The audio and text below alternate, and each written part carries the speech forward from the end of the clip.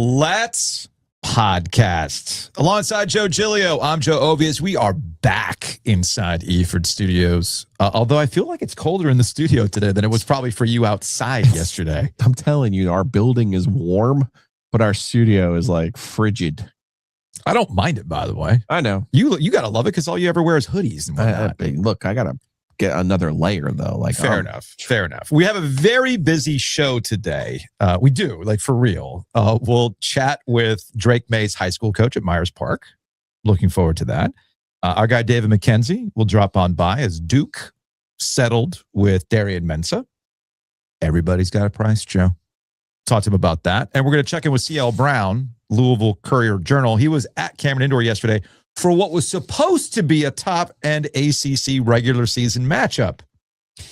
The results did not back that claim up as Duke rolled Louisville last night. We have a gambling segment today? No, we do not. Not today. You know who's third now in the odds? Who? Duke. Oh, really? Yeah. Interesting. Arizona, Michigan, Duke. Duke's down to 7-1. Huh. Good thing I have him at 10-1. Also, there is basketball tonight. NC State is hosting Syracuse, a battle of the Block S's. Kadir Copeland, the winner gets to claim Kadir Copeland. well, then you're going to play McNeese later. I mean, based on how some State fans have talked about Kadir Copeland this year, I'm like, maybe they don't want to claim him, which I think is odd because, again, you all know how I feel about Kadir. But we do have a question, given the weather, and we're now back and all that kind of stuff. Velvet Milkman on Twitter has the question. Whoa. NC weather, does it equal Law of the Wolf? Why he tagged me, I don't know. Law of the Wolf is your thing, but he probably knew it was going to get to me and I was going to bring it up because we just got out of one weather event and it's cold. It's damn cold today. And it looks like we're headed towards another winter event this weekend. So Law of the Wolf, expect the most, get the least, expect the least, get the most when it comes to these storms? No, I think you and I have this one right based on our time here in the state of North Carolina and based on hurricane predictions and touchdowns. The first one, when everyone gets excited, is when you get let down. Mm-hmm. But then the second time around, you get into a little bit of cry wolf. Yes. And, you're watching the coverage this week and you're going, sure. And then all of a sudden, you're going to look out your window on Saturday and there's going to be 5 inches of snow. And you're going to be like, what the hell? Damn it. Real quick aside before we bring on CL Brown and talk some ACC hoops. I don't understand the amount of people who were complaining about weather folks, whether it's our former colleagues or guys like Ethan Clark, who's done his own thing for a while now, the North Carolina Weather Authority, right? That people were mad at weather folks because we didn't have crippling ice. Why are you complaining about that? That's a good thing that we did not get hit with crippling ice, unless it is that you are mad and you're projecting because, like me, you dropped about $200 on battery banks for your phone. I had to update mine because mine were old. Oh, yeah. I have an iPhone 12. So I bought, there you go. Same with Kelly. So I went and bought. I like it. I went and bought a couple of new power banks, because they've got new technology. They do the wireless charging, all that kind of stuff. I dropped about $200 on 3, It's not bad. That's not bad, honestly. It's because I went than $70 per. It's because I went and did that. And then nothing really happened. We had power the entire time. Like, shout out to Bart. He posted on social media.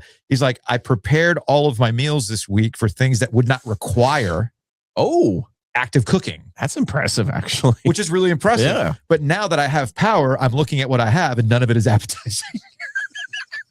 Which, hey, man, that's real. That's real. That's real. Real recognizes real. So is that why people are mad? Is because they prepared for the worst. We didn't get the worst. So you have to lash out. I wish that were the answer, but I think it is more of like, if you look at what's going on with the Washington Post, they're reducing their staff. Dude. If you just look at the comments, which of course are not by real people. No, but of it's course like, not. This is because of your COVID coverage, and this is because it's fake media, and this is because of all this other stuff. So there's a lot of that. So thank you, 45 and 47 for introducing the concept of fake news. So again, very, very busy show today. We're back in the studio. We're hype about that, even though it's cold. Big thanks to Eford Studios and Empire Properties. And of course, our friends at Copiers Plus. Check them out online at copiers-plus.com. I had to fax something the other day. Oh, for like an actual fax? I'm looking around. I don't know how many people actually text Drew on the regular of his customers, but I just can imagine that he like has something in his phone that like has an alarm that goes off when I text them, because I'm like, hey, am I doing something wrong, or does my machine have a fax function? And he was like, no, your particular machine does not have a fax function. And I said, okay. I'm like, I thought I was doing something wrong. Mine does. And he goes, you do something wrong? No, never. So this is the customer service that I need. This is the individualized customer service from our friends at Copiers Plus that I personally need. Okay. So I appreciate Drew and his crew for all they do for us. Let's get into some hoops. Joining us on the Heister Automotive Group hotline, our friend C.L. Brown, Louisville Courier-Journal, longtime ACC hoops observer. In the building last night with Duke just absolutely putting it onto Louisville. This was not as advertised, CL. Brown was back in the lineup. I'm thinking high-level ACC matchup on a Monday night, and Duke did to them what they've been doing to a lot of teams so far this year. Yeah, and I rearranged my travel plans to beat the storm to get here. I skipped out on Louisville, Virginia Tech Saturday. So, because I was like, I want to be in the house on Monday night in Cameron Indoor. And yeah, that happened. So might have been better off staying in Louisville. I think it was a number of things. They definitely have to find what it takes to win on the road, which, you know, against a team like Pitt, which they beat by 41 at Pitt a week ago or on the 17th. You know, Pitt is struggling there in the bottom of the conference. Louisville did what they had to do. But against the upper level teams, the upper tier of the ACC, I'm not sure that they've found the right formula yet. As I'm watching last night, and the second half is getting away from Louisville in this game, I'm thinking to myself, oh man, are we in back-to-back years where it's Duke and then a line, like a clear line, and then everybody else fighting for second? That, not saying that Duke's going to go the rest of the ACC slate unbeaten. They might get got at some point. It's college basketball. It's going to happen, right? But you can clearly see there's a line. What I find interesting, though, is that I think everybody agrees this is a much better ACC. Yeah. You can all agree that this Duke team, pound for pound, is not there with last year's Duke team. So it's kind of messing with my brain a little bit in that last year's team was built for a championship run. This is a good Duke team with Cam Boozer and some nice pieces. I'm not saying they're bad per se, but they're not one for one in this regard. So it's really kind of breaking my brain a little bit that Duke has been this good in ACC play when we all understand things have leveled up a little bit. Yeah, I'm with you on that. I know what the record says. I know how they've been beating teams, but I still don't look at this as a great Duke team, like as a next level kind of Duke team. And then they go out and win by 30 plus. But the league definitely has gotten better. You know, Virginia, Clemson, Carolina, Louisville, SMU. Who am I leaving out? I think are for sure NCAA tournament teams. I think Virginia Tech, NC State are in there in terms of they can play their way in. If it ended, you know, if it started tomorrow, I'm not sure if they would necessarily be in. But this won't be a year where it's high and dry and we're wondering what's wrong with the ACC. But Duke has clearly established itself at the top right now, and I would love to see somebody challenge that, but I'm not sure we're going to get there. Give me a vibe check on Pat Kelsey. Obviously, where the Louisville program was last year was a revelation and should have been celebrated, the 18-2 ACC record and all the things that they did. But since that time, they end up losing in the first round of the tournament last year, and now are 4-4 in the league. Yeah, 4-4 in the league. Now, to be fair, they missed 8 games. Michael Brown, their best player, will be an NBA lottery pick. He missed 8 games with a back spasm, and so that was basically when they started conference play. Yeah, and you know, he makes everything go. although you wouldn't know it from his 1 for 13 performance last night shooting. But I'm also wondering how much of that was playing on Saturday and then jumping back and playing Monday in terms of his back, if there was anything, which is an excuse. I know that would be an excuse, but he was just so out of rhythm. A lot of it had to do with Duke's defense and the length that they had, but he is the truth. Like I've seen him play at his best. Last night was not his best. And when he is at his best, they are a tough team, a much better team. But they are also a team with flaws, with not a great front court. They're still playing Javon Hadley as an undersized power forward, and that was exploited a lot last night against Duke. They do themselves by signing this guy, by the way, just so you know. Yeah, Joe, if you're watching on YouTube, Joe is pointing to the McNeely picture with Alex O'Connell. Let me tell you how your season ends, sir. Yeah. Yeah. I'm going to try to do this as delicately as possible. I'm not being a jerk, I promise you. Going back to last year with Rutgers, with their two players, Bailey and Harper, and then we saw Darren Peterson in person at with Kansas. Yeah. I'm not saying these guys aren't hurt. I'm not saying these guys are faking it. I'm not saying any of those things. But do you think on that tippy top level, because we're talking about top 3, top 5 picks here, and maybe even number 1 overall, do you think these guys are already getting into load management when they take some of these games off, or take a week off, or take a half off, or do you suspect any of that is happening? Not with Michael in particular. I think across the nation, perhaps with some of these elite guys, but with Michael, with the way his dad is hands-on with him still, has been his coach / trainer. He pushes him really hard. I think if anything, Michael was circling this Duke game as a game he wanted to play in and wanted to return for. It's funny though, it took on a life of its own. A lot of Louisville fans were starting to wear the tinfoil hats and believe, well, he's got his NIL money now, he's going to shut it down. And, they were thinking the absolute worst, that he wasn't going to come back because nobody really saw his injury happen. And so before the Tennessee game, it was like he's out of the lineup with a back issue. And then it was like he missed another game on top of that. And then it just started to snowball, and people after Kenny Payne's 2 years and really the years that preceded that, even going into Chris Mack's tenure, Louisville fans kind of had learned to expect the worst.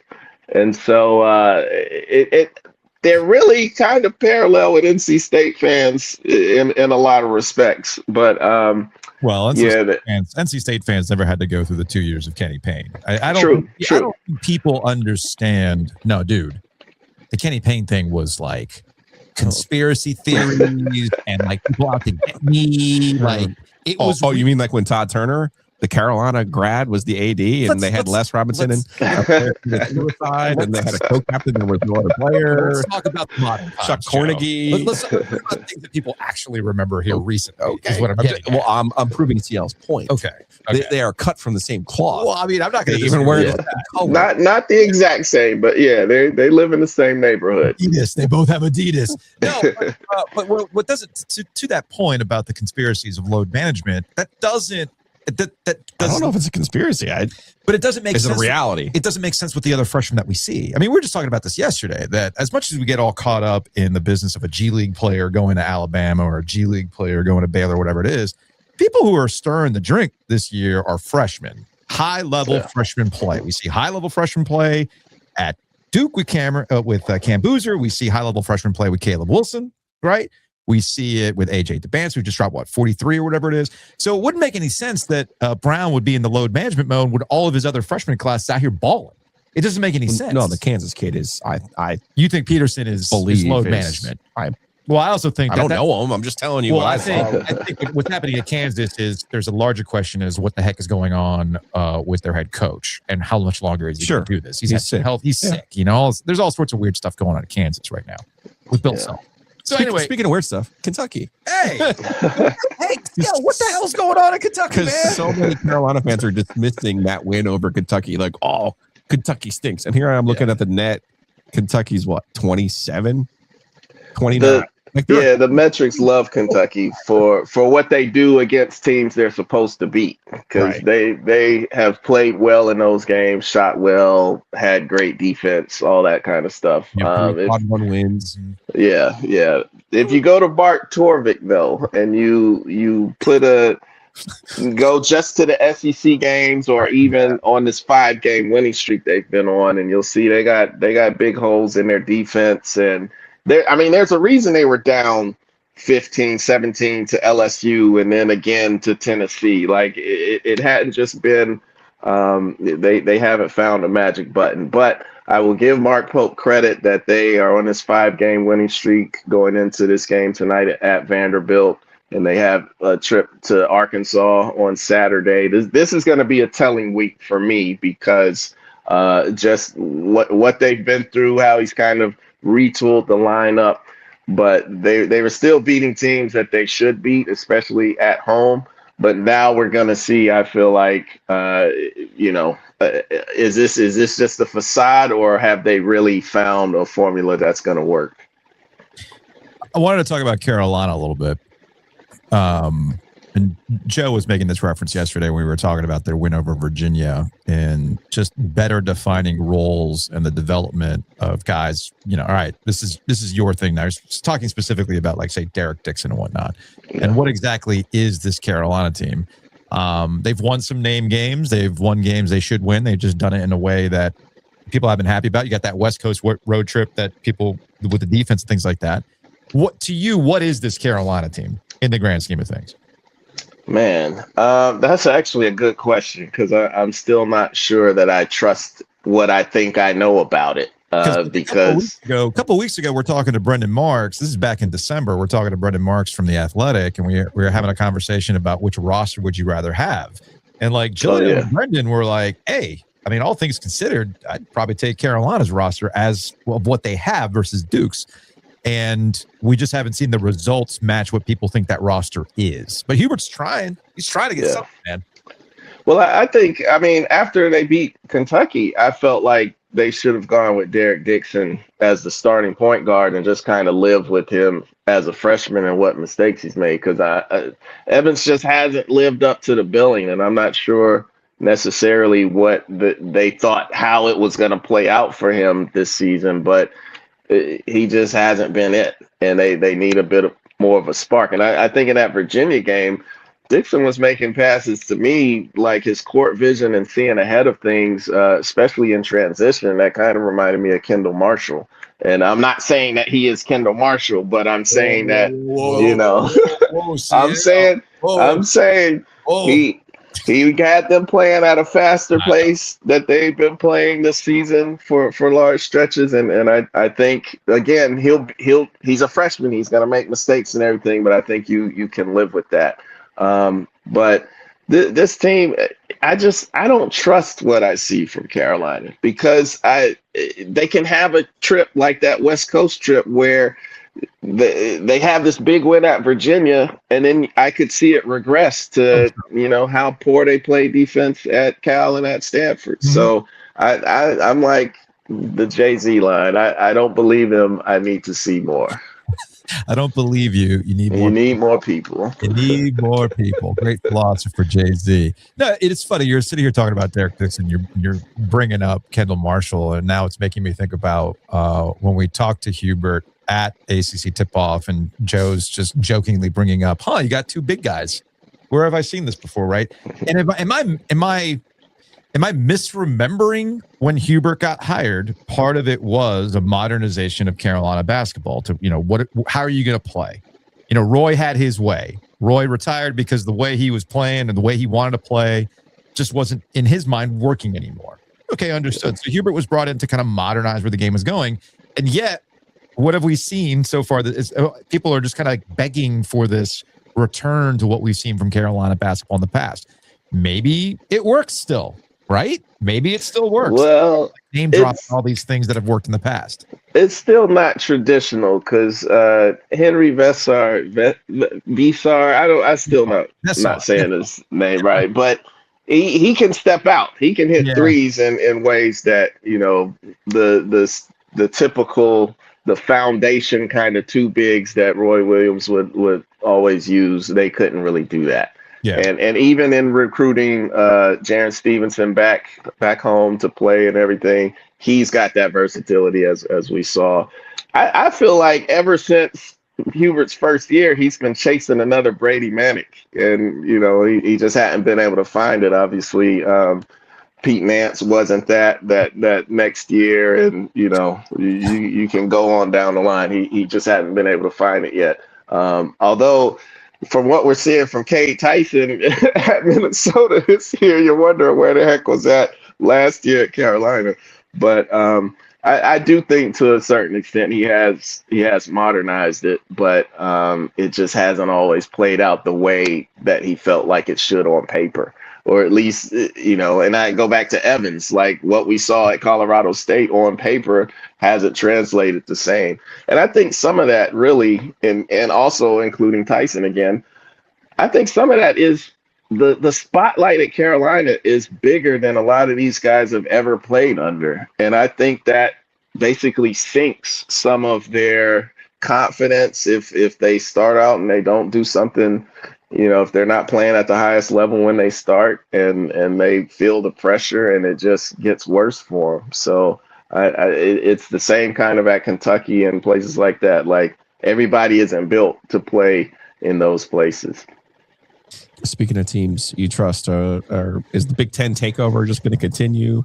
Do you think How's Nebraska doing this? Michigan wins this thing, or will Arizona and my guy Tommy Lloyd get this thing done? The Gonzaga prophecy be fulfilled just at Arizona. Indiana's winning national championships in football. And Nebraska's undefeated in basketball. I don't even know what's happening, man. What kind of world are we living in? I'm not going to bank on the Big Ten having a champion until it happens again. Certainly Michigan is playing well. I love Dusty May and what he's doing there and how he runs things. But I still go back to, I saw some discourse on social media about what if Carolina kept Elliot Cadeau, and it was several players that transferred. I forgot the whole lineup. Like, what if this was the unit that was on the floor? And I'm like, Cadeau still can't shoot. Like he fits what they want from him at Michigan, but there's going to come a time in a game where the opposing coach is going to. That's going to be their defensive game plan. Make Elliot Cadeau beat you from shooting. And I'm not sure that he'll be able to do it. So they are definitely one of the best teams we've seen so far this season.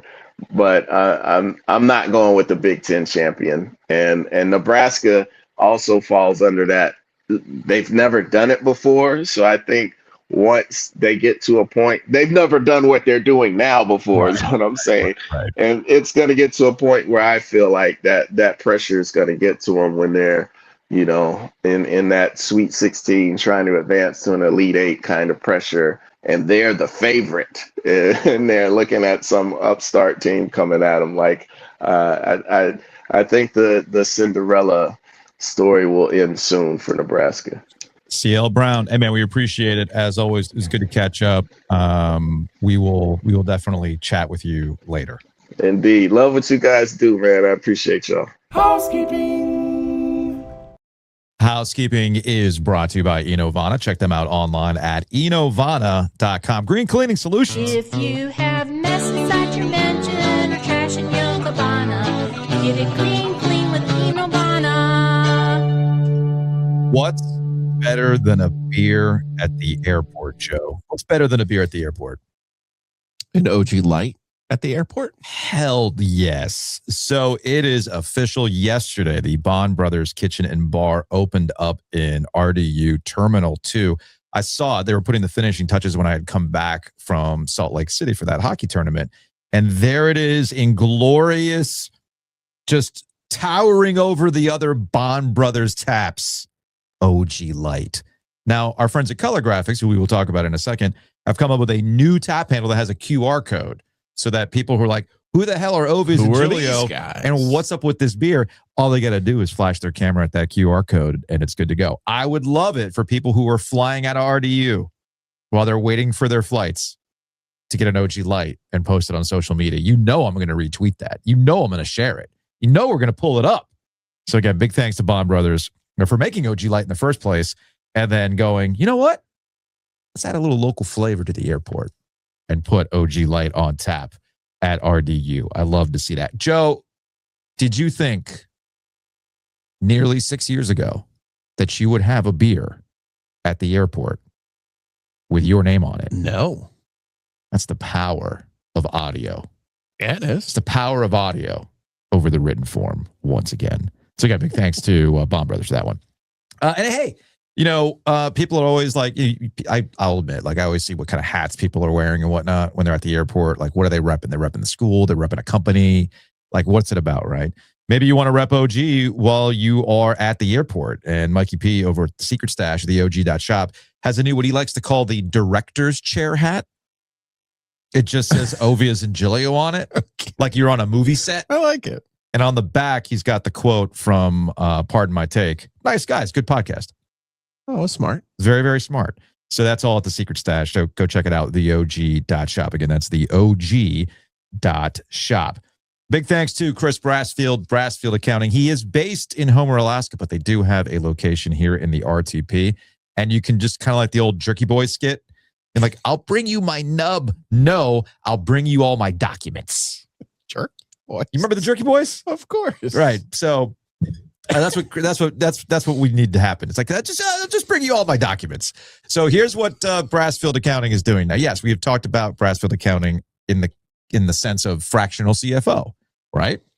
You're a small company, 2-person LLC like us. Maybe you deal with government grants. This is Brassfield's wheelhouse, man. But they've just added tax services to their repertoire. And I believe we do have a special for OG listeners. They'll do your personal taxes. So hit them up, brassfieldaccounting.com. Again, that's brassfieldaccounting.com. Speaking of expertise, our friends at Whitaker and Hamer, lawyer expertise. Maybe you have an NIL deal that you'd like to break. Something tells me that Whitaker and Hamer can help you out with that. So hit them up, wh.lawyer. Again, that's wh.lawyer. One thing lawyers will always tell you, and we'll definitely talk about this a little bit later on. Oh, you have a contract? Great. There's always a price. It's like the old $1 million man, Ted DiBiase. Everybody's got a price to break a contract. And Whitaker and Hamer can help you out with that. And mentioned Color Graphic earlier. They helped us out with the new tap handle for OG Light at the airport. They brought you Brief History of Triangle Good. And I have to update our graphics for the YouTube because they're now bringing you the one-word graphic of the week. And Joe, I have one. I don't know if this goes into the Hall of Fame, but this was pretty good. So Diego Pavia is going up to the Senior Bowl, and everybody's been kind of like obsessed over what his actual height is. Because when you last saw him at the Heisman making an ass of himself, he definitely did not look like a guy who was in similar stature to his counterparts. So here's the big graphic. 5'9", 7/8. Man, that's got to be depressing. It's already one thing to be on the shorter side. It's another to just put that on blast. 5'9", 7/8. Brutal. Official height measurement for Diego Pavia at the Senior Bowl. That was from our friends at Yahoo Sports /On3. I don't know if it goes to the Hall of Fame, but that did make me chuckle. Because you know how people get obsessed over height. Yeah. And now it's just bam. Well, what's his hand size, Joe? Of course, that's the thing that always matters. Hit him up, sales@colorgraphic.com. Again, that's sales@colorgraphic.com. And of course, our friends at NC Grill Rescue. Yes, you're not really thinking about your outdoor kitchen right now, but think about what that snow has done. Maybe you've got that big drum grill that you used all throughout tailgate season. You want to make sure that thing's ready to go for the Carolina Hurricanes when the weather gets warmer and you're tailgating outside Lenovo Center. This kind of weather can wreak havoc, rust, all that kind of stuff. Get it cleaned with our friends at NC Grill Rescue. No need to bury your barbecue. Call NC Grill Rescue. And now it's time for your NC Grill Rescue of the week. I have a quick rescue us because we just got done with a winter event. Apparently we have another one headed our way this weekend. Back to back. It's always on the weekends. It does feel that way. Why? Oh. So we need the rescue from this winter weather. It's not going to get above freezing like the whole week. Or no, I think it's not going to get above freezing today. I think it warms back up and then goes back to below freezing on Friday. And then we have conditions for more winter events. I need a rescue from that. Hit him up, ncgrillrescue.com.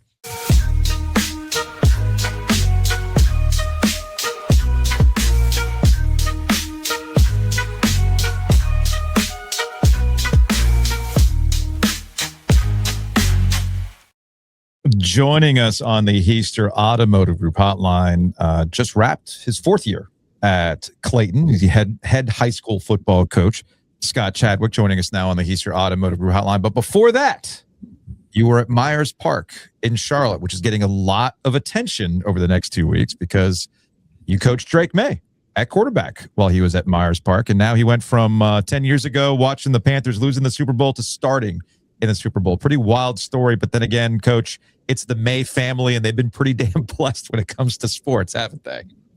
Well, when Drake was kind of growing up, you'd heard stories about, the family and their athletic prowess. And you always heard this thing about, the youngest, though, wait for the youngest.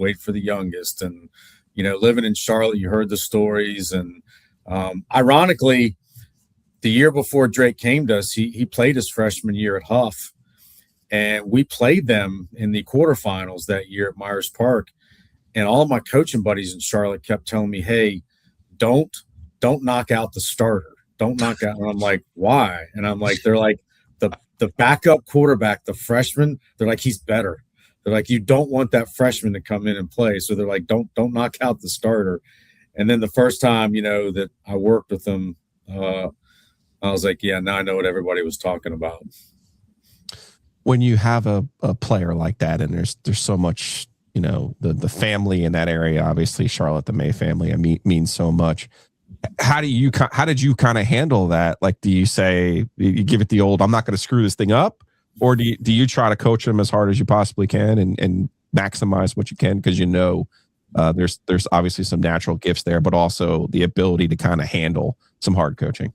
Well, first off, you got to understand Mark Maye, the dad, there's not a nicer, more genuine human being on this earth. Mark Maye is just a great person. And, you go back to the family. I joke with him all the time. I'm like, when's the devil cashing in these chips on, on what you've gotten? I mean, your son is, wins the national championship, gets his team to the Final Four. 2 months later, you're in Omaha, watching your other son win a national championship. Now you got another son that's going to, start the Super Bowl. I mean, just crazy. But, it was easy there was never any interference from Mark. All Mark ever did was, support what we were doing. You could coach Drake hard, but quite honestly, you didn't have to coach him too hard because he was the hardest worker. You didn't have to teach him stuff, multiple times. He was a fast learner. So I wouldn't say you had to coach him hard. And you didn't get any interference from Mark. So it wasn't as difficult as someone might think, because he was an easy kid to coach. And, Mark never once, tried to get in the way. On the flip side of that is sometimes when there are expectations like that, it's hard to live up to. But in Drake's case, it seemed like he's always trying to be able to prove, because of that competition with his brothers, that he is kind of worthy of the name. How was he kind of able to handle that pressure, even at the high school level, of being like, everyone's out to see you, kid, and you still have to deliver, which obviously he did for you at Myers Park? Yeah, he never was never really a guy that was like, felt the pressure to live up to the name. He kind of embraced the name, and I think part of that is those guys are extremely competitive with each other. And I think it's part of the reason why Drake's so successful is he's the youngest, in that group. So he had to fight for everything. Youngest, and ironically, he's also the smallest of that group, which is kind of funny, So while he had to fight for everything and they are extremely competitive, they're also each other's biggest fans. Like they are incredibly supportive of each other. So Drake never felt like he had to live up to his brothers because he was a big fan of them. His sophomore year with us was Luke's senior year Carolina, and he went to almost every game. They took me to the ACC tournament with them. During basketball games, when the student sections would all chant "Luke is better," Drake would look at him and go, "Yeah, he is." He would shake his head and like, "Yeah." And so I don't think it was ever anything where he felt pressure to live up to the name. I think he embraced being the next May kid. The thing that I always found kind of funny is that we've got this family connection, but he was pretty adamant while he was at Myers Park that he wasn't going to go to Carolina.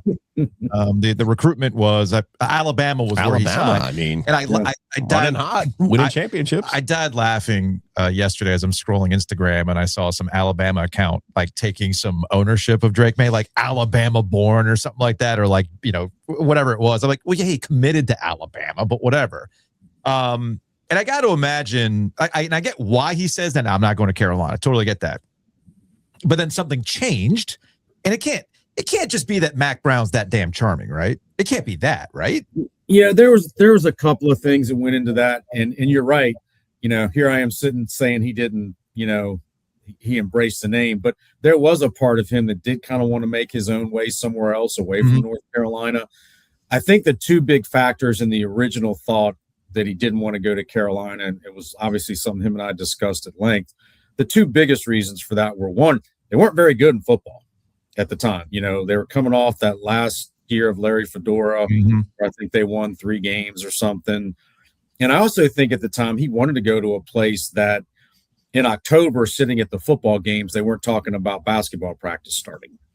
And I think those were kind of the two main reasons why he, was, not going to go to North Carolina. And like you said, his 3 finalists were Alabama, Ohio State, and Clemson. And the reason he ended up at Alabama was Ohio State took an early commitment from a kid in his class, Kyle McCord. Clemson had just taken a commitment from DJ. Whatever. Yeah, DJ. Yeah, that. And even though he was a year ahead of Drake felt like he was going to kind of, maybe block him. Yeah. Whereas Alabama at the time did not have a quarterback in the 2020 class, and they told him they would not sign a kid in the 2020 class, if he committed. So he committed. He was going to be their quarterback for the 21 class. They didn't have a quarterback in the 20 class. So basically he just had to wait for Mac Jones. Well, in the meantime, Mac Brown comes to North Carolina, kind of gets the program going back in the right direction, makes it, okay now maybe to go there and play. The other thing was, and I'll give that staff credit, they took advantage of, there's a little loophole in recruiting that if someone is on your campus, unless it's a dead period, you can spend all the time you want with them. So the football coaches spent an awful lot of time at home basketball games that year because Drake was free game to him at that point. So I'll give him credit for that. But the other thing was, at some point in time after Drake committed to Alabama, they flipped Bryce Young from USC. And so now you got that guy ahead of you, a year ahead of you. So now you've got kind of the same issue, that he was going to have at the other schools. And I'll never forget the day he kind of walked into my office, and I had a couch in my office that he should have had naming rights on it because it's where he spent most of his days was on my couch.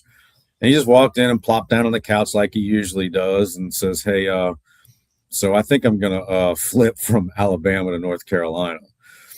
And he just kind of looked at me, and I'm like, "Drake, it's your life. I don't really care what you do." I said, "It does kind of make me look bad because I've told all these coaches for 2 years you weren't going to go there, but whatever." And I said, "But look, man, I ain't calling Coach Saban. Like, you're gonna have to make that call. That's on you." Yeah, I'm not making that call. And you know what? There wasn't a lot of angst from Alabama about the switch, and I think part of that was because they couldn't really get mad at Drake for technically going back on his word because they did the same thing. Yeah. They told him that they weren't going to take a quarterback, and they did. So I don't really think they were that upset with him because I think they knew that they played a part in it. One thing that's been really fun to watch on the NFL level is his relationship with Josh McDaniels. And I remember a former offensive coordinator at Carolina telling me how rare it is to find a quarterback who can throw the deep ball the way that Drake can. It's a gift. And it seems like to differentiate himself this season in the NFL has been that deep ball. Has that always been his strength, do you think? It became more his second year starting for us at Myers Park, his junior year, after his great sophomore season.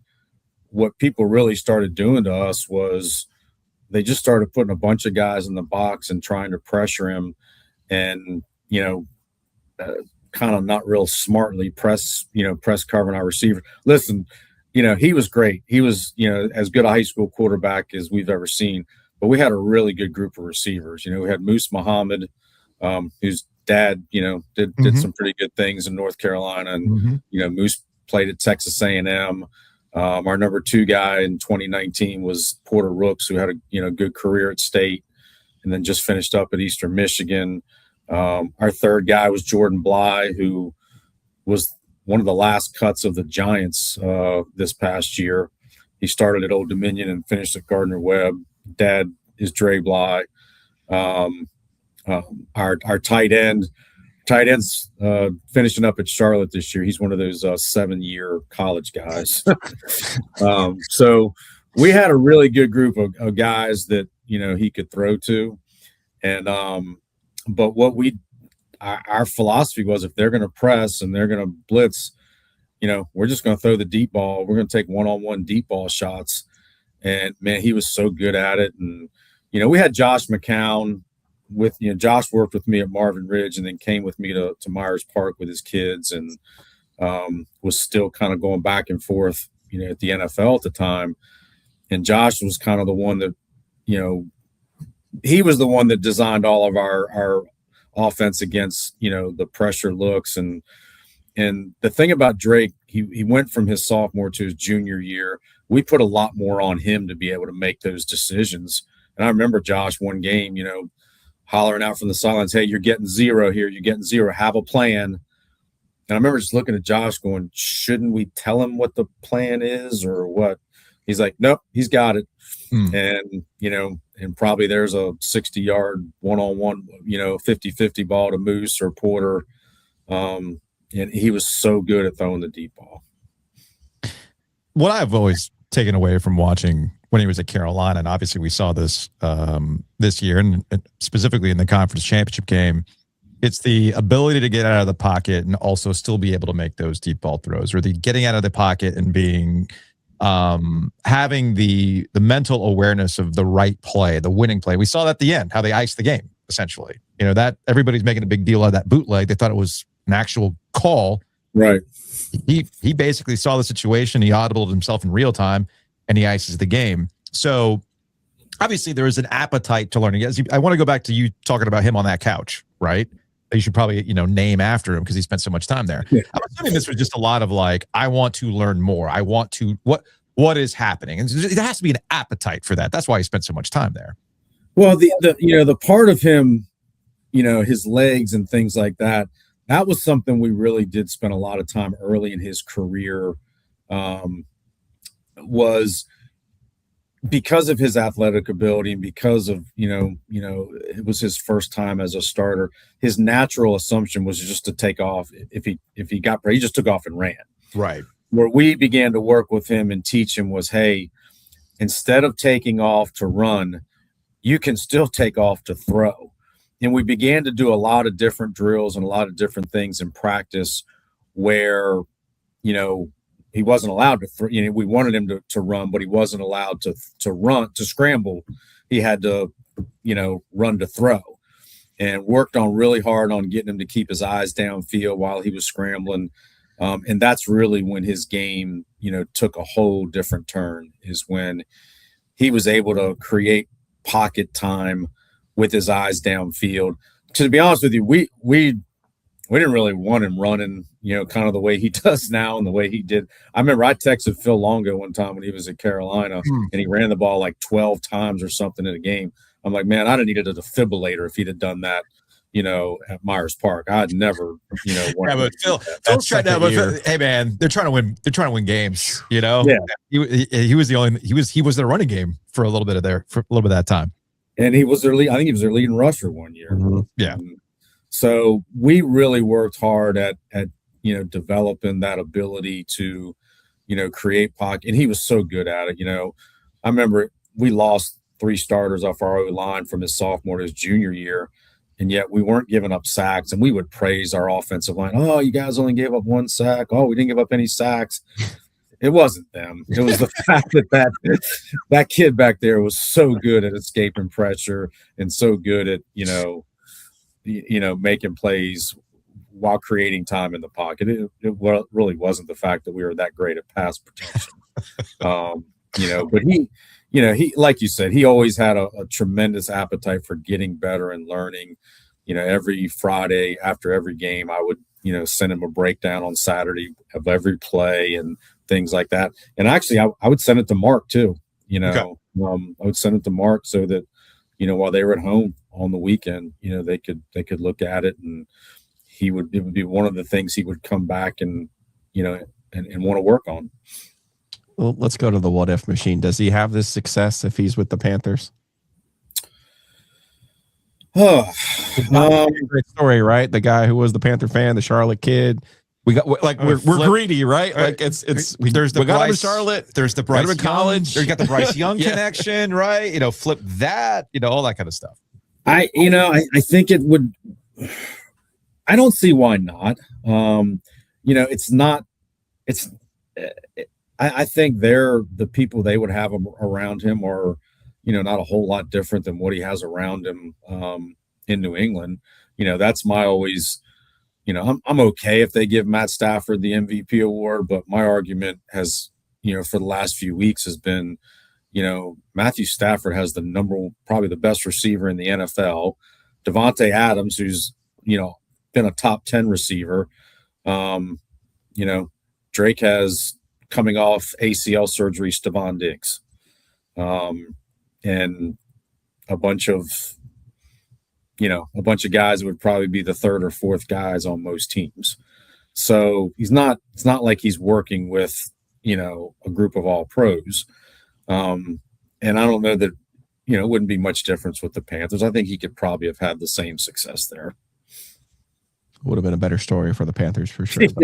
We can't be greedy. Like he can't do that. He played his high school ball in the state of North Carolina, played his college ball in the state of North Carolina. Listen, I grew up in the DC area, and I grew up a diehard Redskin fan and still am. So on draft night, I might have broke a remote throwing it up against the wall when they didn't pick him. Because honestly, I had talked to him that morning, and he didn't know at that point where he was going.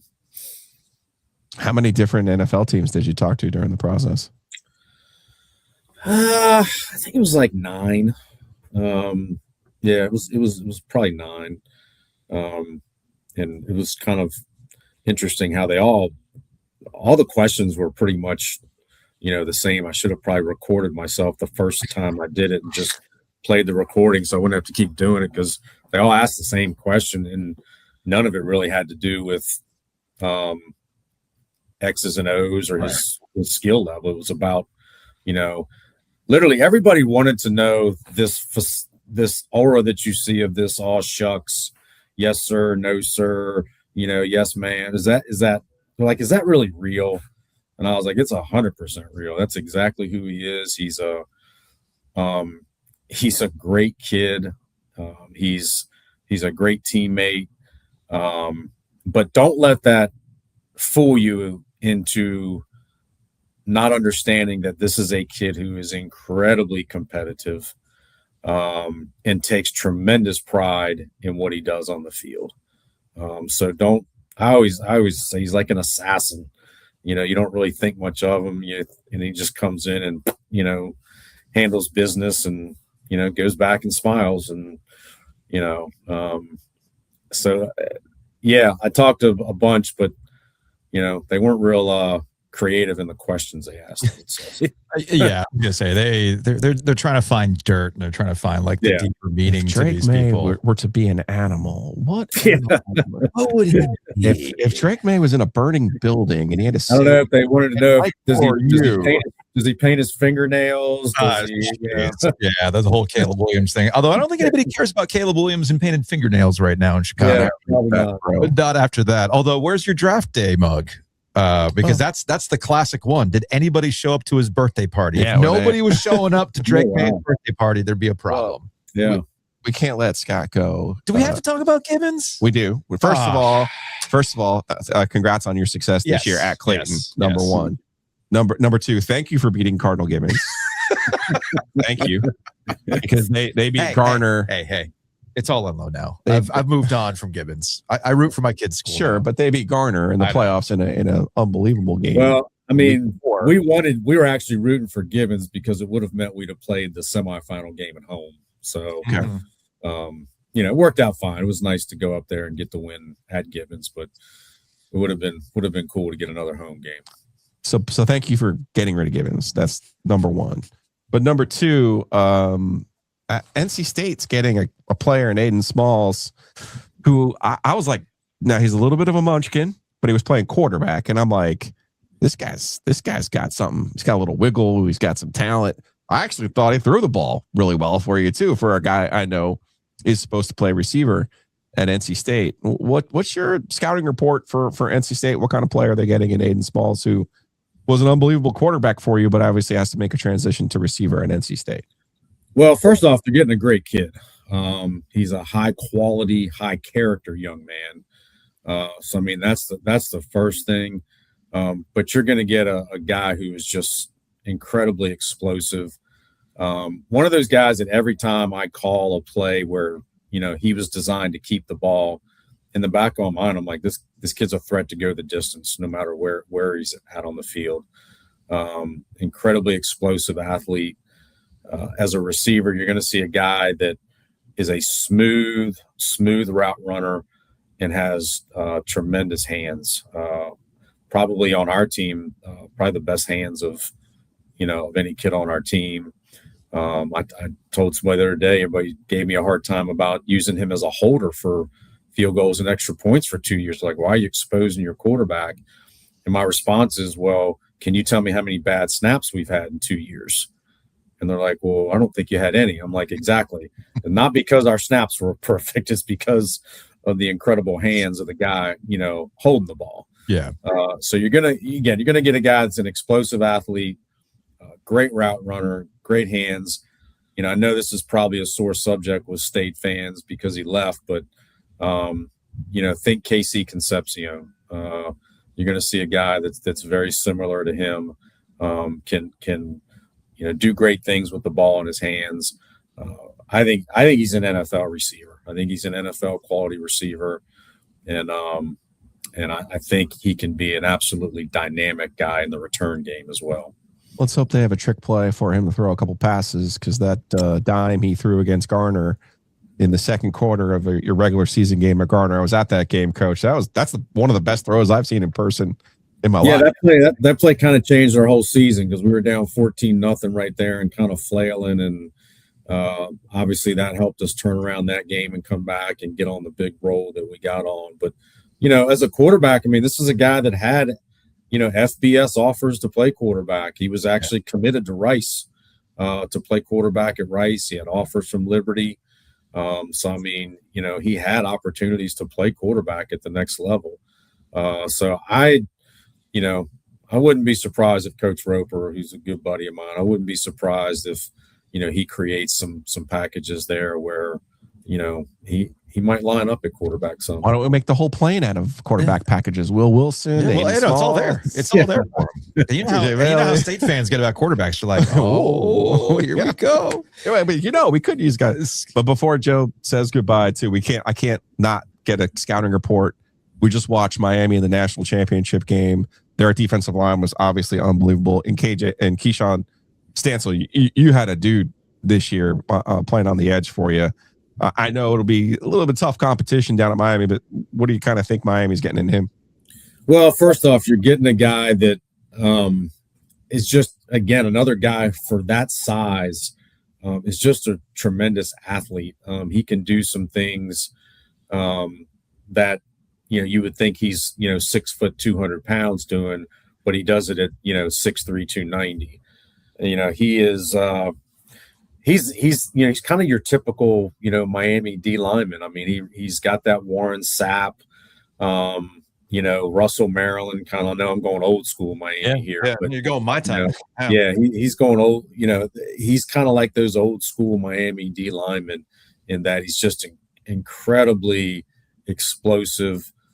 This is a guy that in 10th grade, ironically, at North Carolina's camp, with Drake Maye standing there watching him because he knew he was my player, he ran a 4.7 at 240 pounds at the time at North Carolina's camp. So he's kind of he's a freak athlete. He honestly could have been a Division I tight end if he wanted to be. He's going to get coached well. He's got Jason Taylor there to work with him, and Damian Lewis, who's been a NFL D-line coach and big time college and played several years in the NFL, played for the Panthers. Ironically, little known fact, Damian Lewis, who's now the D-line coach there, first coaching job, he was the D-line coach at Marvin Ridge High School, and I was the head coach. So the coach, stuff like that always gets me to go, it is a small community, man. Y'all have at one point in time. There was one thing Steve Logan always taught me. He's like, oh yeah. It was always like, oh, I worked with him here. I worked with him here. I worked with him here. I'm like, it's a very, very close knit. It's very, very. All right. Can I get you one more small world story? I love these. All right. Here's a great small world story. So I told you Josh McCown worked with me at Marvin Ridge and came over to Myers Park. Josh was one of the people that, by the way, took his kids out of there when COVID hit. But anyway, so Josh is with me at Myers Park. His son Owen is a 9th grader going into 2018. So Josh works with us all in the off season, back and forth with the Jets. Well, then when training camp starts, he's kind of goes full time back to the NFL. Well, on Friday nights, this was before the NFHS network broadcasted all the games. So he had to wait till I put the game on HUDL on Friday nights to kind of look at the game film and go through it and help us. So I'd get the game film up, 10, 11 o'clock on a Friday night, and he would sit there and watch it. And he would sit there and watch it with the other Jets quarterback because Josh was the backup. And you know who that other Jets quarterback was? That would be one Sam Darnold. Sam Darnold. So Sam Darnold was watching Drake Maye's games in 2018 when Drake was a sophomore at Myers Park. He was watching his game film. And there you go. There you go. I knew that tidbit because our mutual friend Nick Stevens, he had chatted with you and he had put that on social media. I'm just thinking to myself, like, how? Yeah. And here we are. And here we are. Yeah, I had reposted Nick's chat with you about that one particular thing. Josh and I talked about it Sunday night. That's funny. And we were just like, because it was just amazing. Because I wanted to be, before I told somebody that, I'm like, I got this right. He's like, yeah, because Josh's family stayed in Charlotte. So I'm not so sure that Sam and Josh didn't share a place up there in New York. So he's like, yeah, we'd sit on the couch at 10 or 11 o'clock on Friday night. He's like, however long it took you to get the stupid film up. Yeah. Well, hey, as somebody who has to put travel hockey film into HUDL, exactly. I know exactly what a pain in the ass that is. So you know what? And I have to tell this to the 14-year-olds all the time. You will get the HUDL notification when you get it. Exactly. Okay? I got to do it, and I'm busy. So I'll do it when I do it. Coach, we appreciate the time. Thanks for the chat. Always great stuff. And have fun watching the game. I really appreciate you guys having me. Thank you.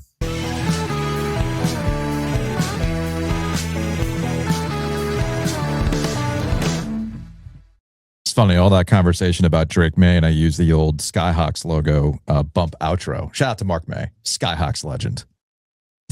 What a family. Hell of a family, man. Right? Just an absolute hell of a family. Cole wins a championship at Florida, national championship. Luke in baseball. Luke, obviously, with Carolina, wins a national championship in basketball. And everyone at the time was like, well, that means Drake Maye is going to win a championship.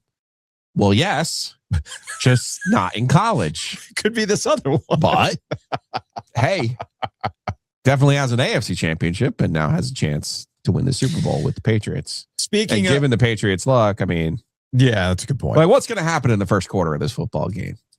I just put them in glass. Honestly, I think the only way to prevent the Patriots out there, the only way to prevent the Patriots from winning is for you to have a ticket on them in the Super Bowl. So let's say you were banking on things coming home for you and they didn't. So now you got to make another call. You got to call Gordon Miller at Miller Lending saying, hey, look, man, hey, Gordon, I thought I was going to get like $2,000. Didn't work out. So I got to refinance. What do we got to do here? Now, look, all jokes aside, everybody's got different financial situations. Maybe you're looking to consolidate debt, all those things. Totally understand. Call Gordon. Find out what the right situation is for you. MillerLending.com, 919-447-3377. Again, that's 919-447-3377. No games, no gimmicks, no shell games of, oh, yeah, you can get rates into the threes. What's the catch? Nah, it doesn't work that way. Get the actual rates. Are they really running that ad right now? Buddy, I've heard some ads about historic lows. I'm like, and Gordon hit this to the game, remember? Right. 30-year APR. What does that mean exactly? No. You're not getting that rate. So hit them up, 919-447-3377. You take that thing to close, you will get some goodies from us, including from our friends at Roback. The last call sale is still going on right now. No code needed, 30% off clearance items. It's going fast, though. I went and looked yesterday, just double checking on some sizes. Some of the things that I wanted, I missed. No big deal. So don't miss it. Head on over to roback.com. And if something does catch your eye, use our promo code OG20. Again, that's roback.com. Use that promo code OG20. We got to work with Ben about getting Will Wade sheets in the Hesse hoodie material. That'd be very comfortable. Wouldn't that be nice? I would sleep in that. It's not a bad idea. I would sleep in those. You'll also get a gift basket from our friends at the Butcher's Market if you take that thing to close. So look, how are you not coming out ahead? You're getting you're refinancing with no closing costs. You're going to get a Roback item from us, and you're going to get a gift basket from the Butcher's Market. Bless. Head them up, thebutchersmarkets.com, thebutchersmarkets.com. Speaking of homes, Hometown Realty is there for you, myhtr.com. Again, that's myhtr.com. There is a lot of questions. I've mentioned this before, but there's some questions about what exactly the Raleigh-Durham Chapel Hill market is looking like right now. Maybe you've seen some homes just kind of sitting there, new construction, an empty lot. What are the incentives? Hometown Realty's got the answers for you. So hit them up, myhtr.com. Again, that's myhtr.com. And let's say you buy that house, got some things you got to fix up. Blue Blinds is the answer. They bring you the After Darks, which are going to be fired up here shortly. We got Duke Carolina game coming up on February 7th. They will bring you a very special Battle of the Blues. I'm so glad we don't have to be contractually obligated to call that game anymore. But that's another story altogether. Blue Blinds brings you the After Darks. They also bring you the latest innovation in shades, blinds, automation, all that kind of fun stuff. So hit them up, bloominblinds.com. That's bloomin, blinds.com, or call them directly at 919-980-9815. Again, that's 919-980-9815.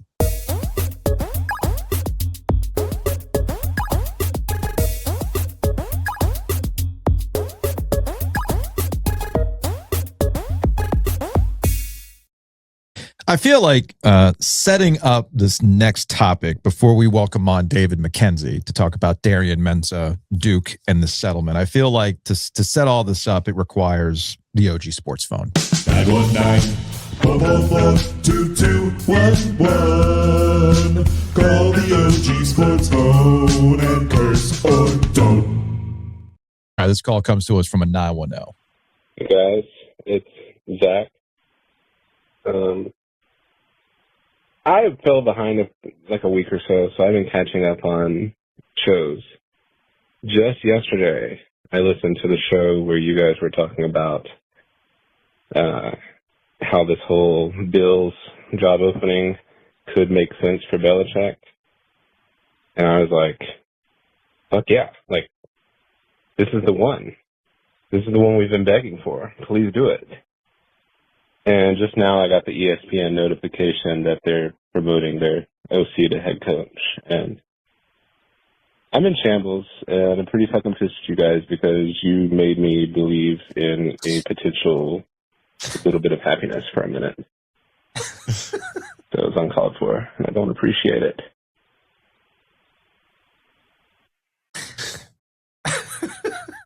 We're sorry, Zach. That's fair. We are sorry. We just applied logic. It's fair. We were trying to apply some logic. We didn't see the, you know what? We're going to make Rod Brindamore the head coach. We didn't see that coming in Buffalo. No. Joe Brady, a 5-year deal. 5-year deal to be the next coach of the Buffalo bold Bills. move, Cotton. I mean, it's a bold move in that the Buffalo Bills and Terry Pagula, the owner, essentially said, we're giving up the whole entire thing for Josh Allen. And, this kind of ties into... the whole premise was you need new ideas for Josh Allen. So who's got new ideas? Oh, yeah, the guy who's been calling the plays for the last 3 years. What? I know. No. I know. It's whatever makes Josh Allen happy. That's what but that's what it was always going to be. What makes Josh Allen happy? And this actually, real quick, before we move on to some ACC matters and Darian Mensah and Duke. On the mailbag, we were talking about the whole Josh Allen, Cam Newton thing. Matt and Fuqua had called in about that stuff. And I haven't listened to the episode yet, but I know Bomani talked about this. And it's something that Bomani and I have texted about and we're fascinated by. And this is no longer about Cam Newton anymore. This is about Josh Allen in particular. There is one quarterback in the NFL right now who gets a pass for everything, and it is Josh Allen. I think it's hilarious that the media world stopped because a reporter told the Jaguars coach, hey, man, hang in there. And it stopped the fucking world. Josh Allen, who was very culpable in their loss to Denver. The primary reason. Not a single, if you said, how dare you? Hang in there, Josh. We're rooting for you. Okay? We're rooting for you. At some point, the vibe has to shift with Josh. And if Drake Maye, who we just got done talking to the high school coach about this, if somehow, some way, the Patriots win this thing, or if Sam Darnold wins this thing out of the same draft class, at some point, the vibe has to shift on Josh Allen and be like, hey, dude, anytime now, we've been told that you're the greatest thing since sliced bread. Go do it, other than just one MVP season, okay? So, and they literally hired the guy who's Josh Allen's guy, straight up. Because that works out. Don't love it. That works out for everybody, right? So that's always my problem with Josh Allen. I'm not saying he isn't good. It's just like, y'all see it, right? No quarterback gets this benefit of the doubt. No quarterback people feel sorry for. It's hilarious to me. I think people felt sorry for Dan Marino. I think people felt sorry for John Elway. No. No, they did. John got there 4 times before he won it. The Marino thing. People did feel bad for Marino there was a stretch there. It was like, man, could they sign a running back? Could they please sign a running? Could you imagine if they had a defense? Because they had the Marks brothers. Yeah. Yes. And then Pharrell Edmonds was a dude at tight end. It was Sammy Smith, the running back. Florida State guy. State guy who fumbled. And I have a distinct core memory twice, actually. Speaking of Buffalo, because Marino lost a couple of those years. Right. I was at those games. In Buffalo. So maybe I think you and I are viewing the Marino thing a little bit differently for 2 reasons. One, I witnessed those things and watched Sammy Smith fumble in an entire Joe Robbie Stadium chanting Sammy sucks. A core memory. Right. And then the other thing is that all of my battle scars from sports talk radio, when you get into the greatest quarterbacks discussion, only getting to 1 Super Bowl and losing it was an albatross for Dan Marino. An albatross for people in any sort of argument. Right. But if you were to evaluate the actual best quarterbacks of all time and you don't include Dan Marino in your top 3, agree. You're crazy. Agree. Talent-wise, skill-wise, the numbers he put up at the time that he did were Ruthian. Yeah. Like, he was so far ahead of everybody else. Now, but he didn't win it. The other thing that's frying, and he only got there once. The other thing that's frying my brain is schedule talk, Joe. ACC schedules dropped yesterday. ACC schedule. Who doesn't play who, Joe? Oh boy. Who's got the Virginia? Not just throw it away this year. Just say it in a throwaway line. That's the only thing I hate about not having a producer. What's that? You said in a throwaway line, hey, what about Virginia? I know. And it was like of all people, yeah, Chip Patterson like pulled his pants down and took a dump on it. I know. Like instantaneously. I think it's because he could do it with me, even though Tom Fornelli was also one who said the same thing. It was kind of like, well, hey. I mean, look, the argument around Virginia was your argument, the schedule. My argument was Carolina. I think I threw it away. You probably threw it away, which, of course, Carolina doesn't have that benefit. Carolina had the Virginia schedule. Yeah. The same schedule. And Virginia did it, right? Right. Now, speaking of Virginia, props to Virginia. If we're gonna do anything schedule-wise, other than the fact that when does Darian Mensah, theoretically, hypothetically, November 14th, quarterback for Miami, when Duke goes to Joe Robbie? November 14th. We going? We got to go. I got connections down there. So do I. Virginia put out their schedule NFL style, and right out of the gate, this is Virginia not. This is their account. This is their account, and right out of the gate, I'm laughing. Nothing beats a Jet2 holiday. And it's in Rio de Janeiro. Now, sir, without giving away my algorithm, anytime you hear the Jet2 holiday on the Instagrams, now, real quick, it is typically people having sex in a remote place. Yes. And they're showing this like on a boat, on a car, or somewhere else. And it's like, instead, it's on a ski lift. And I'm like, wait, it's Miss Wolf falling out of the helmet car. Nothing beats a Jet2 holiday. Well done. The thing continues. Like the one that also got me laughing is they're playing Delaware this year because Delaware's moved up. No, just play it. It's I closed it out already. Trying to keep things moving. And then we got a lot to get into today. We got a lot of guests today. And shout out to Adam Gold. We're on a big day today. Huge day today. Hey, I don't feel like working, so you get bored talking to yourself, you know. Hey, Giglio, I'm not interested in your year-to-year proposition. I don't care about Drake Maye takes. We gotta mix it somebody up. Else, please. There were days where I could tell Adam was just sick and tired of talking to me. So it was like, all right, let's get some guests, right?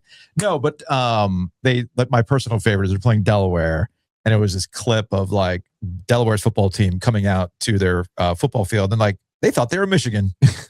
We have Michigan at home. It's Delaware. But anyway, I just thought that was funny. But yeah, man, schedules are out. Make your plans. I'm sure our guy Steve has already mapped it out. Absolutely. State's home schedule is abysmal, but what are you going to do? Whatever. Joining us on the Heister Automotive Group hotline to talk about Darian Mensah and him being free and theoretically going to Miami based on reports is David McKenzie, Triangle area attorney, who has helped us out on a variety of collegiate matters. Dave, what's going on, man?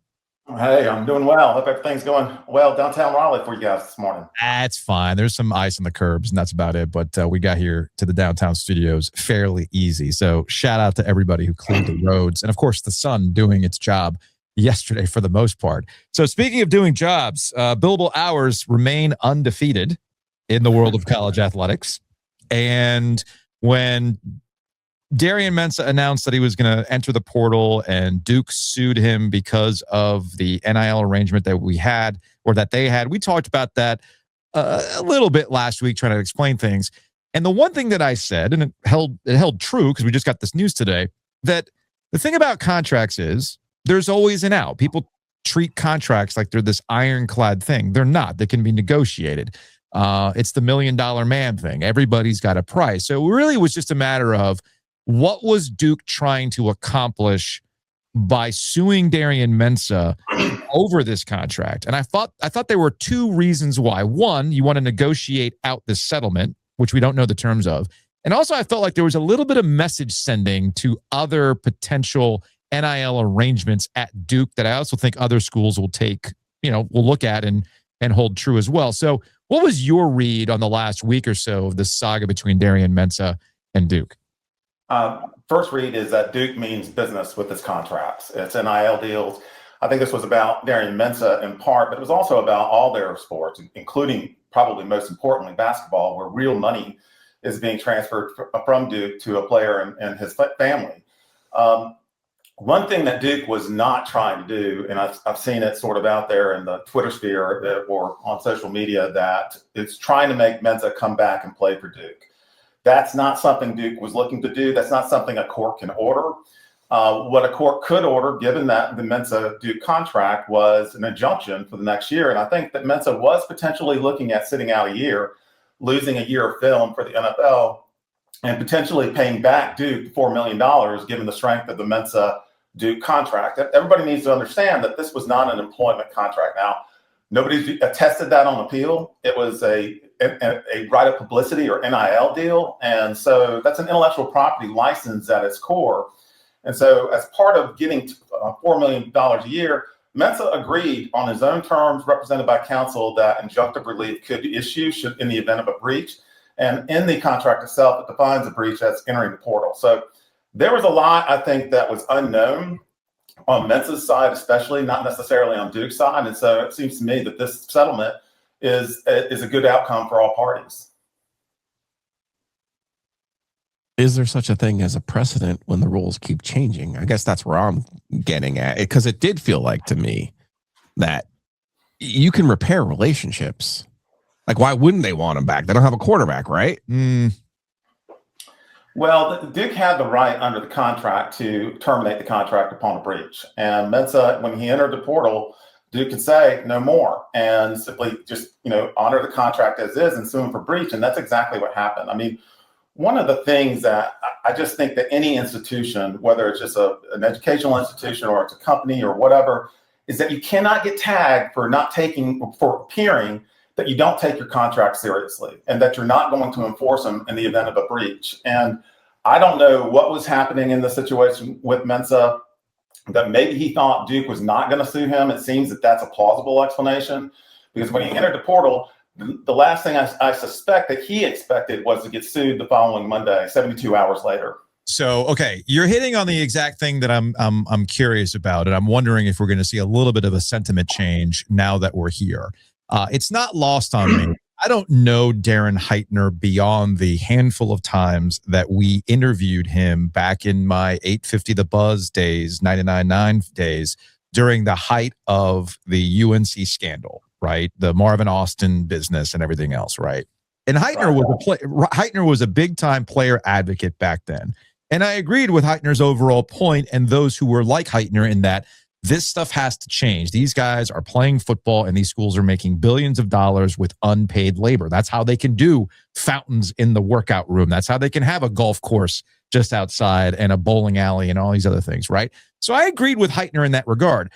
Heitner, who, context here, is representing Darian Mensah now, I think is taking too much advantage or attempting to take advantage of that sentiment that the players get to do whatever they want to do because of the sentiment that has been built up to this point to get them to this point.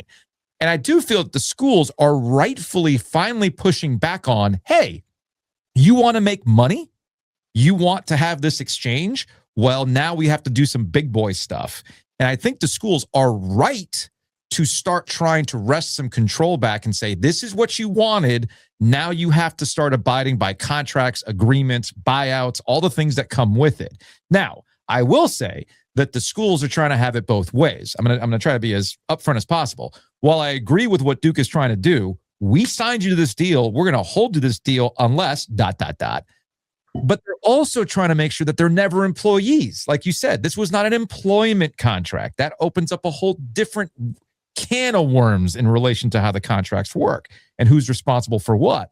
So it's like, if you don't, I feel like the schools are in a weird point, David, and I don't know if you read on this when you kind of look at this from a legal perspective, is that they want employment, but they understand it's still cheaper for them to do all this crap than it is to actually finally put them on the payroll, and they're willing to put up with these things in the meantime. Is that a correct read? I think it's somewhat correct. I mean, one of the things at play here is, and this was a risk for Duke, is that nobody really has tested whether an NIL license, an intellectual property license, is just a dressed up employment contract. Fair. Nobody has tested that on appeal. I would note that in North Carolina, I mean, the right of publicity or NIL is really something that is a California thing. It's a state intellectual property interest. They recognize it in Tennessee, Indiana, California. Of course, people can recognize it by contract, but North Carolina has zero case law on NIL and right of publicity. And so that would have been a risk for Duke had they continued to litigate this matter out and they got a judgment at the trial court, then go up to the Court of Appeals here in Raleigh, then that could have really have backfired for Duke. So there was risk going on both sides. But as a traditional matter, right of publicity is something that can be licensed just like the copyright that you're creating right now. It's something that can be like a patent or something like that. So it can be for a period of a specific period of time, and with that comes certain rights of exploitation and those kind of things. And so I do see your point about schools wanting to have it both ways, but I also think that from the school's perspective and Duke's perspective, I mean, this is big game hunting. You choose to go to a school like Duke University and take $4 million and agree to two years for an aggregate of $8 million. It's serious business. And so I think that for that reason, that's why Duke got the TRO and wanted to enforce his contract. And I think that's why probably, I'm just speculating, I haven't seen the settlement agreement, but why Mensah settled. Because had he gone into Thursday's preliminary injunction hearing and lost, he lost a lot. He lost the $4 million going forward. He could have lost the $4 million going backwards. Duke could have continued to exploit his NIL just like it can for any other intellectual property. So there was a lot of risk, mostly, I think, on Mensah's side. What did Duke really win, though? I'm confused. Setting precedent. I'll tell you what Duke won. What precedent did they set? Because, okay, so let's just play this out a little bit, right?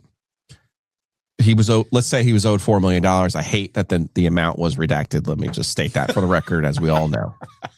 That was my most disappointment. Private school, right? But yeah. Right. So essentially, there's like one guardrail in place that says if you poach a player, then your revenue share is basically made whole by that school, right? Am I, David, do I have that right? Like, just by poaching Mensah, Miami was going to have to compensate Duke anyway, correct? Well, it's unclear to me that how much Miami knew about the Duke Mensah deal, because what Miami did, you may remember, is go out and advertise that it was willing to spend $6.5 million on Ty Simpson at Alabama and to try to lure him out of the NFL draft. And by doing so, it basically set the baseline value for Mensah for the next year. So, because he was clearly going to be the best player in the portal. And so, that's not interfering with the contract. That's perfectly legal. Now, to the extent Miami could have known about the Duke deal and actively solicited Mensah to breach that deal, then Miami was potentially looking at some exposure here in North Carolina for tortious interference of contract. But I just don't think we have enough information at this point to know for a fact that Miami was doing that. So what I do think, because of the wham bam nature of all this, you have on a Friday at the 11th hour, Mensah declaring for the portal, and 72 hours later, less than 72 hours later, getting sued on a federal holiday and chasing his agents down to get service and those kind of things. So it does appear that this wasn't exactly, friends at last Friday, saying goodbye to one another. I think Duke, but to answer your principal question, Joe, because I think it's a really important one, what Duke got here is a clear message to any student athlete that comes to play at Duke University is that we mean business about these contracts. Yeah. And should you want to, it wasn't Miami breaching, remember, it was Mensah. So by Mensah entering or allowing himself to get poached or entering the portal, he breached the contract, and Duke did not have to honor a contract that was in breach. And they made it very clear, we're not. So that's why they went wham, bam, and got the TRO and moved up the preliminary injunction hearing. And look, all appearances look like they meant some serious business. Yeah, but ultimately, what's $4 million to Duke? They don't get the player. It's not about the money. Okay. That's what I think that's what David and I are trying to say. It's not about the money. Right. But what I'm saying to you guys is, I don't get what Duke wins out of any of this. Like, we mean business. Sure. We have a contract with you. You paid him $4 million last year. Short of getting the money back for last year, I don't really see what Duke got out of this, because the player's gone. Yeah. He's at your competitor. So what did you really win here? You're saying you set a precedent. You're drawing that we mean business. You're drawing lines. You're drawing lines. Duke probably got some money back and released his NIL back to Mensah. I would whatever he wants. Yeah. I would assume, but they can get to a nicer pig trophy when they win the state championship again. That's what you can do with the money. Also, if you are any of these players, why are you picking fights with schools that pump out a bunch of lawyers? Oh, that's a bad idea. Why would you do that? Duke pumps out lawyers. Should not be lawyers. Like, why would you do this? Yeah, there was a same attorney representing the ACC against Florida State that represented Duke. In addition to Ripley Rand, who's a former Superior Court judge in Wake County and is very well established at a small law firm called Womble Bond. It used to be Womble Yeah, Bond. that's It's a small law firm. here's all right. Disclosure time. Yes, the boutique law firm you're referring to. It's the one where my wife works. So boutique that they go to things like INTA in various parts of the world. You know, that's an inside lawyer thing. David knows, but that's another story altogether. But yeah, that's my thing. It's like these guys, especially like a guy like Darren Heiter. No offense, lawyers win. No offense to Darren Heiter, but it's like, buddy, like you don't understand who you're picking. What, like, oh, okay, so this one has to recuse himself because he's got the judge has to recuse himself because he's got Duke season tickets. There's any number of other judges. Yeah, that was like, I don't know why he recused himself, but he did. That was his decision. But being a Duke basketball ticket holder is not the best grounds for recusal. But I mean, this is the same thing. The G League guy who just went back to Alabama, that was the judge who also like helped out with. That's a completely different thing too. So, David McKenzie, hey man, we appreciate your insight as always. Fascinating stuff. And hey, well, actually, I have one more question, for David, because we're all going down to Miami for the game. November 14th. My wife will be all about that. Ready to go? Okay. This is just me and my Netflix law degree. You have a real law degree. Let's play this thing out. Like if I'm defending Darian Mensah, I'm focused on page 6, article 16. The substantial payments under the terms of Mensah's contract did not and do not hinge on Mensah's on-field performance. Right?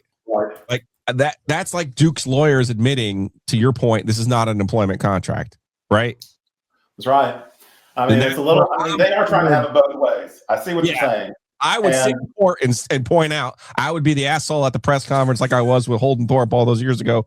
Look at your own contract. Look what your own lawyer said. Like, so I would say, I'm going to go to Miami and I'm going to play football because my on-field performance, my contract's not contingent upon my on-field performance. And I would go play. And then I would make a deal with Adidas independently, Bobby Bonilla style, that says, cool.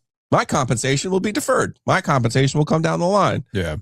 Those are just the ways that I look at it as someone who doesn't have a law degree. But again, fascinating to you guys' point about precedent and where we're going. It's just so confusing, all of it, because nobody wants to make any rules. Nobody wants to pay the players. So how about this? I give Duke credit for at least trying to establish some rules and some order. Maybe I should. Not to defend Duke too much, but the right of publicity, NIL, same thing. People need to Google it. It's been around for about 75, 80 years. It's how Elvis's estate continues to make money off of his image. It has never, to my knowledge, in any jurisdiction, been found to be a quasi-employment agreement. So it's been around for a long time. People have been licensing their name, image, and likeness for decades, and it's just never been declared an employment contract. Now, I don't think you've had so much employment-looking qualities that you see as you do in college athletics, though, because you do have what appears to be a raw performance services agreement that is also mixed in with the NIL that's being licensed back to Duke. So it is a little bit confusing, and it is a little bit ambiguous, but nobody has tested that at courts of appeal. It's just going to have to wait for that to happen to really get any clarity. I mean, it's real if David is defending Duke, man.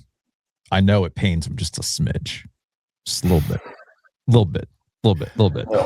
David, we appreciate it, man. Always a fascinating conversation. We appreciate your help on these matters. We will talk to you later. All right. Thanks so much.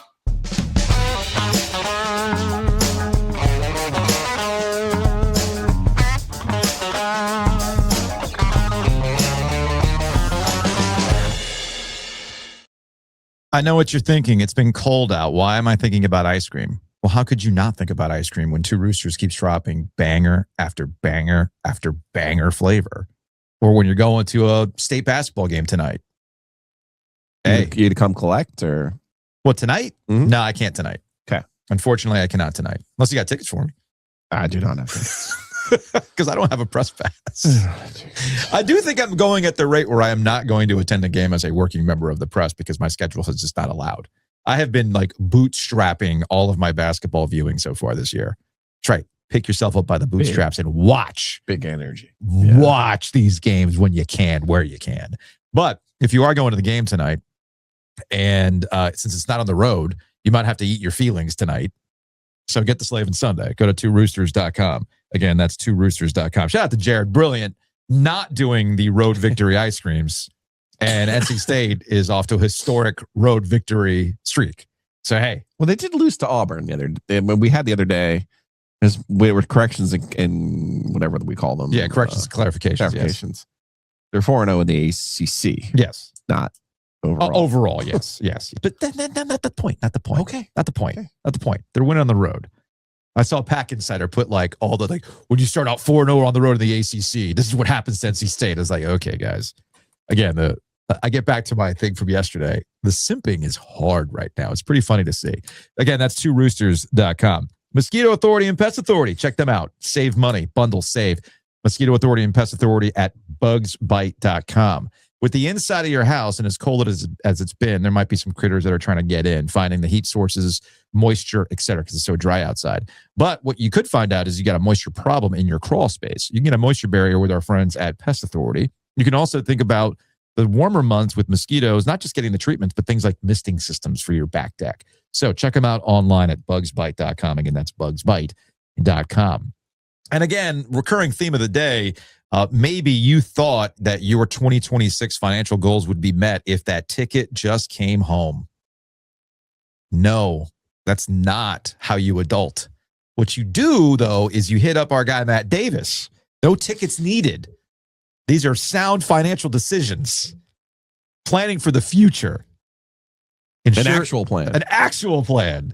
InsureGardener.com, 919-779-8277. Matt obviously is going to help you save money with State Farm on home and auto. When's the last time you looked at what you were doing with your home and auto? How much are you paying? Something tells me Matt can save you money. A considerable amount of money throughout the year. But he can also help you financially plan. So hit him up. InsureGardener.com, 919-779-8277.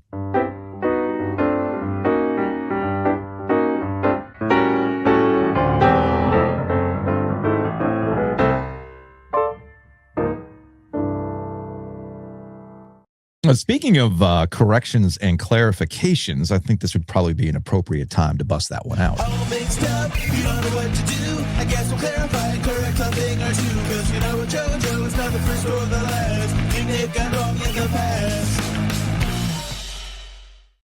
So I got my goose and geese confused. You're still saying there's two of them. There's two bands. There's geese and there's goose. Okay. Goose is the jam band. Remember, this is why I should have remembered this. Now you're remembering this. Yeah. So Goose was the band. Remember when we did Coach K's farewell tour? We had these tickets to give away, and there was this big freaking deal. And we finally led up to it. And we gave away these tickets, and the listener was like, "Cool, I won, but Goose is playing that night." And I'm like, and you and I were like, "Goose?" We were both like, you can't sell these, right? I think he ended up giving them to his dad or something like that, right? Which is fine. That's cool. That's cool. But you cannot sell them, and there's ways to track it. So anyway, that guy was off to go see Goose. That was the jam band. Geese is the rock band that's kind of like, as Spencer Hall from Shutdown Fullcast argued with somebody. Somebody described him as like mid-level Radiohead. He's like, shut up, I didn't ask your opinion. I'm liking them. But Geese is the rock band. I think Cameron Winter is the lead singer who actually put out an album this year too that was well received, well reviewed. Well, that's a choice. What's that? I mean, there's a band called Goose that exists. Well, and then you're going to be like, nah, man. You see, like, ding, ding, ding, ding, ding, ding, ding, ding, ding. So this is not a new phenomenon. For like back in the 80s and the 90s, there was distinctions between which bands were which, and what we would do in the States is refer to them as the band UK, to distinguish the fact that this was the UK version of the band. Sure. Right? I know. But you're right. It's a choice, man. No, you're right. There's a lot of fucking names out there, guys. Absolutely. Just pick a different one. Absolutely is a choice. 919-444-2211. Call the OG Sports phone and curse or don't. So this one came to us from a 919, I believe. I'm just going to put it up on the screen because it has to be seen and read to believed. So I was standing in line at the teeter checkout by myself this evening, and I unconsciously sing out loud a full bar of "We fucking on the Will Wade bed tonight." I look around and yep, everyone heard that. And well, I got to keep standing here until I pay for my groceries. Thanks, Joe's. And sorry, someone's grandma. Speaking of someone's grandma, this was on the YouTube comments from JJ. I was listening in the car today with my 70-year-old mother and had to explain the Will Wade bed song to her. We also had somebody chime in as it relates to the Will Wade bed song that Brian over at Nice Price put together. And the fact that it's stuck in people's heads, Brian was workshopping another version of it. But he's like, well, hell, if it's already stuck in people's heads, then there's really no reason to update this. We're fucking on the Will Wade bed tonight. My brother did text me too that he says he randomly catches himself just having that in his head and laughing. But you said it's not a completed version, as somebody pointed out, saying there's a way to end it, and he suggested we're fucking on the Will Wade bed tonight. And there Brian chimes in with "Oh Roy, oh Roy," or "Oh Roy," not "Oh Roy." It'd be "Oh Roy." Would that tie it together? Is that something you want to try? Got to update your graphic because clearly it needs to be the slobbering wolf on the Will Wade sheets, not the block S. That's where you need. You're Ben. right. You're right. Although, hot tip, Ben can fix things for you. You just can't point out that Ben's the one who fixes things for you. But you just did. Hypothetically speaking. Hypothetically speaking. Speaking of I'm going to save these for mailbag. You touched a nerve yesterday, didn't you, I sir? apparently touched a nerve by having the audacity to tell people, hey, Tuffy is the logo. That's the one. I'm going to have to check your messages, by the way, see if Boyer texted you. No, Boyer's not reached out. You're just channeling your inner Boyer with this? No, I'm not actually. I'm not. Now, it could be that I'm channeling it could be that I'm channeling my inner lawyer through osmosis, whose job it is to protect marks and things like that. Could be. Could be. I mean, there's a possibility of that. Look, the logos get people fired up. Totally understand that. And I have received a lot of response to this. And I think what we're going to do is I'm just going to save a lot of these responses for the mailbag on Friday. A proper episode. That is a perfect Friday mailbag episode talking about that logo. But we did receive a text to the sports phone from a 919 with this N&O story about $600,000 to change the branding of the university, not the athletic department, but the actual university. UNC for the longest time has used a graphic of the old well, along with the University of North Carolina. Apparently, they're getting rid of the old well in terms of the actual university branding and going with the classic interlocking NC, which is usually associated with athletics. Yeah. Okay. So they're going to go with that. But the NNO had a story, according to, I haven't read the story yet, but from a 919, around $600,000 to change branding at UNC is gross. $300,000 for 2x4 consulting. Someone needs a 2x4 upside the head to knock some sense into them, right? And hey, I've said this plenty of times, and it's something that you and I should probably think about doing. Consultant work is the greatest work of all time, especially when it comes to brand changing. And sometimes people just change branding because we've had this branding for a while. We got to mix it up. Consultant comes in and decides, here's what we're going to do. I'll say this about the response that I've gotten. Two things, actually. The first one is I do understand and agree with the lament that NC State historically has been a pain in the ass for tapping into their nostalgic logos of the past, right? I know this for a fact back when we used to work with Home Field, a former corporate champion. I know for a fact that NC State was a pain in the ass with Home Field in terms of what they could do with their old school logos. Whereas other schools were just happy to dust these things off and they'd sell like hotcakes. NC State was very particular about these things. Totally understand the lament on that. It doesn't have to be that hard, especially if you have a willing demand to buy these things. My issue is My issue is, and I guess this is where things kind of come through with being married to somebody who does this for a living, is that there are arrangements, contracts, and all sorts of other things tied to using those marks. And you have to not just use them, but protect them and stick with it, because there's all sorts of things that kind of come in with that. And unified branding is very, very important to large institutions like NC State or North Carolina, right? I'm not saying you don't dust those things off from time to time. You want to mix it up, do throwbacks. Like you brought up Duke, you brought up Carolina. Yeah, they'll go back and do the throwbacks. I got no problem with that. Those are fun little one-offs.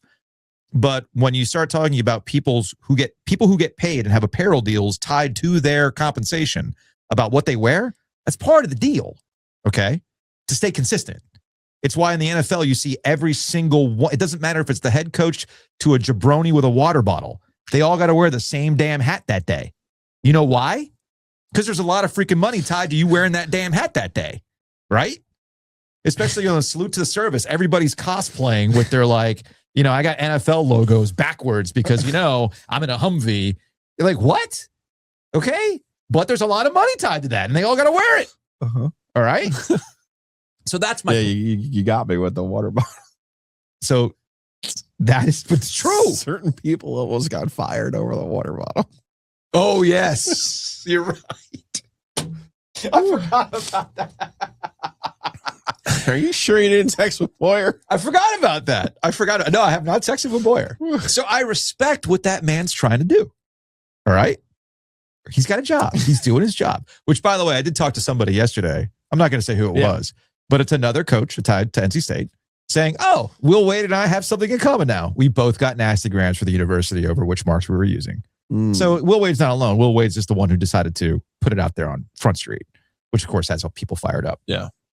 But anyway, our friends at the golf course run into this too. Yes, they do. Yeah. Yes, they do. And again, that's you have to protect the marks. That's the job. Right. It's not always fun. It's not a fun job. I get that, but that's kind of the job.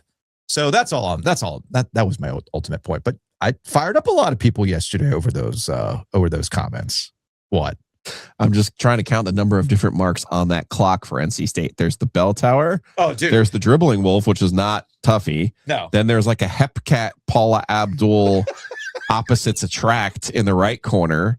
Then there's an interlocking NCS that I've never seen. I've never seen ever that before. I've never seen that. So we got 1, 2, 3, 4 different logos for NC State just on that clock. Now these were the salad days of the 70s. The Hepcat one that's fantastic. And again, never been seen before. But to your point, in fact, I have. Or is that just the head of the body there? Oh, that's just. No, that's a different. That's a completely different wolf. Yeah. That's like a Warner Brothers we cartoon got wolf. together because opposites attract. You can't really see it because it's up here on the screen. But I got this Carolina Fever record too. Oh, the UNC that used to be on their helmet. The three cascading. Yeah, those are all old ones, right? But the point is, back in the 70s, you could do whatever you wanted. Correct. And I think some people... 83 is when they when State at least got into the business of being like, hey, so about that. Anyway, we'll cover all that stuff in the mailbag. That's going to wrap it up for today's show. We appreciate you. We'll see you on Wednesday.